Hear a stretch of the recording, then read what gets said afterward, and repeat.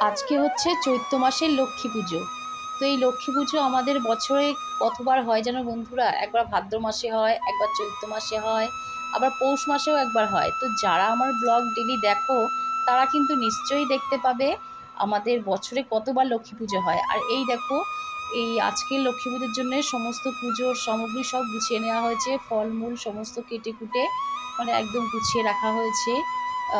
নৈবেদ্য সমস্ত কিছু গুছিয়ে রাখা হয়েছে, ঠাকুরকে ফুল দিয়ে দেওয়া হয়েছে। আর এই সব সমস্ত কিছু গোছগাছ, পুজোর জোগাড় কে করছে জানো? পুজোর জোগাড় করছে, সমস্ত করছে দিশা। দিশা একদম সকাল সকাল স্নান টান করে দেখো চলে এসছে, নারকুল কুড়ছে, ফল কাটা থেকে শুরু করে সমস্ত কিছু, ডাল ভিজিয়ে রেখেছে। তো দেখো সব কাজ প্রায় করে নিয়েছে আমাদের আসার আগেই।